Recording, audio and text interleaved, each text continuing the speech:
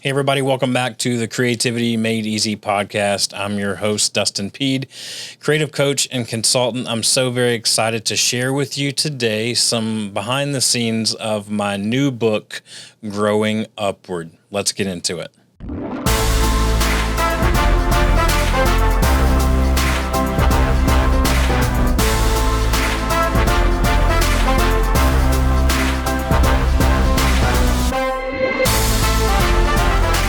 So glad you're here. Today we're going to dive a little bit deeper into the book Growing Upward and kind of the process and why and all that type of stuff when it comes to that book coming out October 1st. Now, some of you may know that I set out at the beginning of the year to write my first book, and so I just wanted to give you some insight as to why I chose to write this book now and what the journey of writing the book has been like so far for me. But before I get into that, I want to remind you that I'm here to help creatives know themselves, their process, and their teams so that they can create greater things together. If you're listening to this on an audio podcast platform, I would super appreciate a rating, review, subscribe, follow, whatever your platform allows you to do. If you're watching on YouTube, we'd love for you to hit the thumbs up, subscribe, ring the bell, all that type of stuff.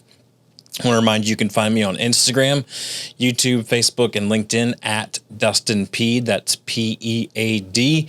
And you can find out all that I have going on and any services or products that I could offer you or anyone that you know at dustinpeed.com. All right, so the idea for this book I had been thinking about for a long time. And as I was getting into it, there were really three book topics that I thought, okay, I could see myself writing a book on one of these. And being a huge fan of reading and having a few authors that I really love to follow, I was just kind of inspired to do this. And really what kicked it off the ground, and you'll see kind of in my acknowledgement at the end, is a kind of a friend acquaintance of mine, creative guy, film director, author, Blaine Hogan. I was at this thing with him over the weekend, I don't know, a year or so ago, called Men of the Woods.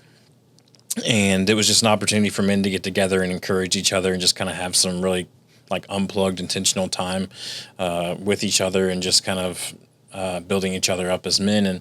And Blaine was writing this book at the time. He was putting his finishing touches on this book called Exit the Cave. And I remember talking to him about it and going, man, there's a lot of parts in there that sound like my story. His story is a little bit more of abuse, whereas mine is a little bit more of the journey through mental health. And I really encourage you to check out that book. Exit the Cave is phenomenal book. Blaine Hogan, the author.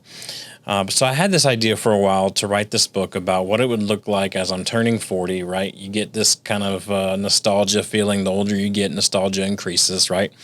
If you saw the new Inside Out 2 movie, you saw nostalgia tried to keep reinserting herself into what was going on. And they're like, we're not ready for you yet. I thought that was super funny because I'm living in that nostalgic phase right now where I'm just constantly thinking about how things used to be and really trying hard to stay present. So I got some feedback on these three topics, and three topics where I wanted to maybe write a memoir about my journey through mental health, which is ultimately obviously what I ended up going with. And then there was one on culture, which I am writing right now with a couple of business partners of mine. And then there was one on creative process, which I hope to maybe write next year.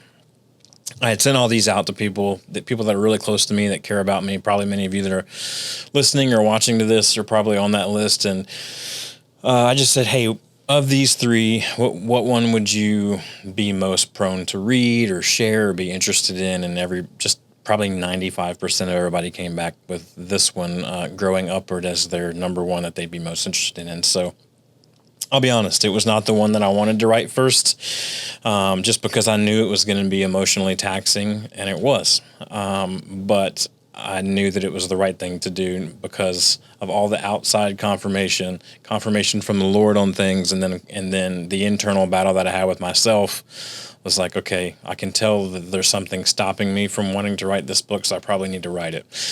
It's not a very long book at all. I'm not a seasoned writer by any means, and so I just wanted to have the opportunity to kind of share that story, mostly because of this. I believe that mental health is a really important topic that men specifically should be talking more about. And so my story isn't radical by any means, but there is a theme and a struggle throughout. And so I just thought, why not contribute to the conversation by sharing my story? And in the past, when I've had the opportunity to share my story verbally on stage or in conversation with people, they're always like, man, that's really encouraging to me to know that I'm not the only one.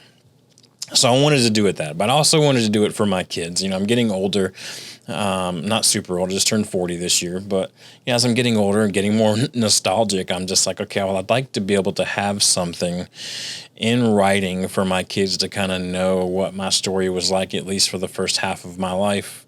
I say first half, I don't know how long I'm going to live, but the first 40 years of my life. I'd love to be able to kind of have that documented. I wish I had something like that for my parents, grandparents, great-grandparents, and I just don't. And so because of that, I was like, I would love to be able to kind of document some of those things. And in that, you can see the theme of how mental health played a part in every single part of that. And so I was lucky enough to be interviewed by the Focus on This podcast. You probably saw me post a lot about that. Focus on This is a podcast from the Full Focus company, which is run by Michael Hyatt, not related to the Hyatt hotels.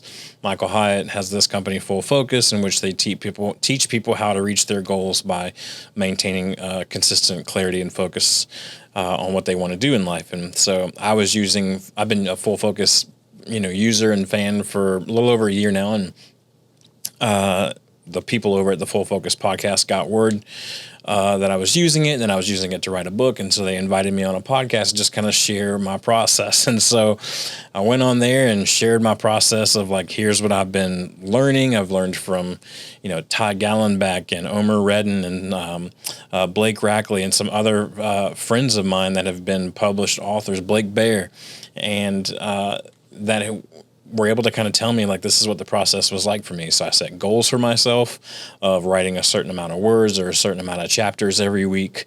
There's only 9 chapters in the book. So, but I just went for it. I didn't really know what it was going to be like. I had no idea what to expect. And the first couple times that I sat down to write, it was extremely therapeutic for me. I remember telling a couple of my friends when I first sat down to write, I was writing on my laptop in the back of a local coffee shop here in the area called Buzzards Coffee. And I was just, writing away, not really editing myself, just kind of getting lost in what I was writing. And about an hour and a half later, I looked up and I legitimately for a second didn't know where I was at, because I was so ingrained in what I was writing. And it was an experience like I had never experienced before. And I've talked to many writers since who are like, oh yeah, you just kind of got in the writer's zone, and I get it. But it was really interesting. So anyway, went on this Focus on This podcast. I shared with them that I was doing it, and I put out there that, hey, they're like, hey, how are you going to hold yourself accountable to this? And I'm like, well, community of people for sure, but I've been telling people that I'm writing this book, so I better deliver. And one step further than that, I put pre-orders up on my website, and people have begun to order it, so I better deliver. And so sure enough, on October 1st, we're going to release this book. And if you're watching on YouTube, I'm going to share an image right now, which is from the cover image of the book. If you're not watching, you can go to dustinpeed.com and see this image, or you can scroll on my Instagram at dustinpeed and see this image. But I specifically chose this image, which I have sitting on my desk right here now.